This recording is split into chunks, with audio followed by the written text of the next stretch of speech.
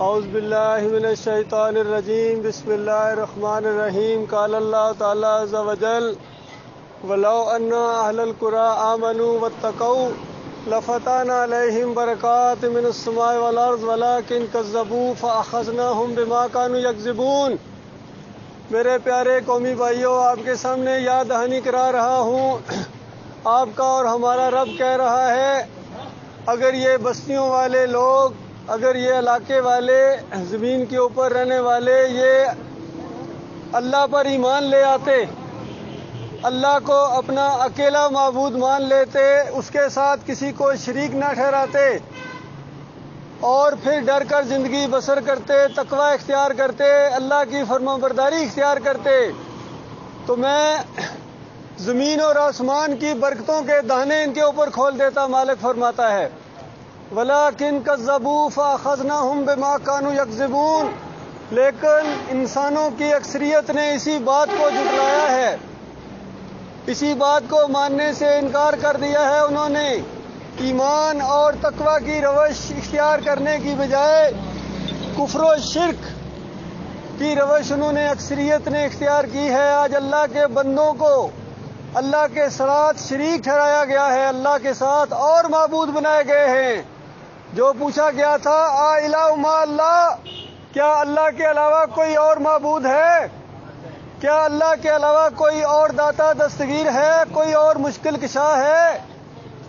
مشرکین مکہ سے پوچھا جاتا تھا کیوں اللہ کے بندوں کو پوجتے ہو، کیوں ابراہیم علیہ السلام کے سامنے سجدے کرتے ہو، رکوع کرتے ہو، ان کی پکاریں لگاتے ہو، ان کی نظر و نیاز کرتے ہو، ان کو واسطہ وسیلہ دیتے ہو، کیوں کرتے ہو؟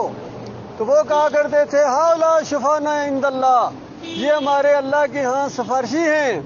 اور کبھی کہتے تھے ما نعبدہم الا لیقربونا الی اللہ زلفیٰ، کہ ہم ان کی عبادت نہیں کرتے مگر صرف اس وجہ سے کہ یہ ہمیں اللہ کے ہاں قریب کر دیتے ہیں، قربت کا ذریعہ ہیں، اس طرح اللہ خوش ہوتا ہے۔ ان کی جو پکاریں ہیں، ان کی جو سجدے ہیں، یہ اللہ کی رضا کے عین مطابق ہیں، اس طریقے سے کہتے تھے ان کے لوگ۔ اور کہتے تھے کہ اللہ تعالیٰ نے ان کو کچھ صفات دے دی ہیں، اللہ تعالیٰ جب چاہے اپنی صفات ان کو دے دیتا ہے۔ اس طرح انہوں نے اللہ کے حقوق کے اوپر ڈاکہ ڈالا۔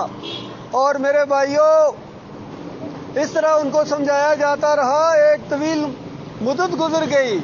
اسی چیز کو نوح علیہ السلام نے اپنی قوم کے اندر اٹھایا تھا کہ یا قوم اعبدوا اللہ ما لکم من الہ غیرہ، کیا قوم کے لوگوں اللہ کی عبادت کرو، اس کے علاوہ تمہارا کوئی معبود نہیں ہے۔ 950 سال نوح علیہ السلام صبح شام اپنی قوم کو یہ دعوت دیتے رہے، یہی بات سمجھاتے رہے کہ دیکھو یہ بات نہ مانی تو اللہ کا عذاب آئے گا تمہارے اوپر۔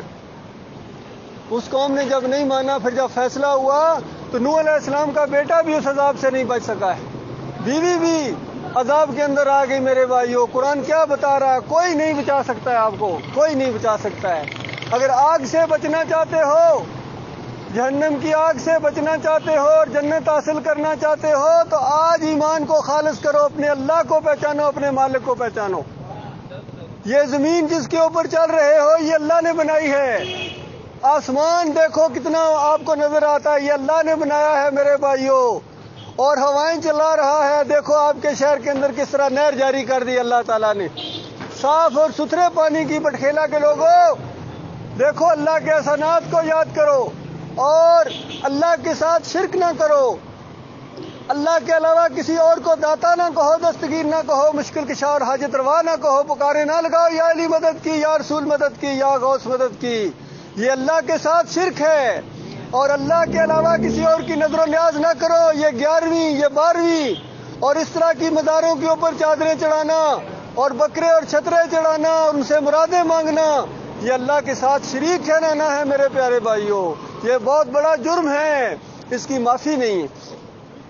دین اسلام کے اندر کوئی فرقہ بندیاں نہیں۔ آج مسلمانوں کو فرقوں کے اندر بانٹ دیا ان مولویوں نے، کسی کو بریلوی بنا دیا، کسی کو دیوبندی بنا دیا، کسی کو اہل حدیث بنا دیا، اور آپس میں لڑتے ہیں، ان کی طاقتوں کو پارا پارا کر دیا گیا، اور سارے اللہ کے دین کو بیچتے ہیں، اذان دینے کے پیسے لیتے ہیں، امامت کرانے کے پیسے لیتے ہیں میرے بھائیوں، اور دین بھی نہیں بتاتے ہیں۔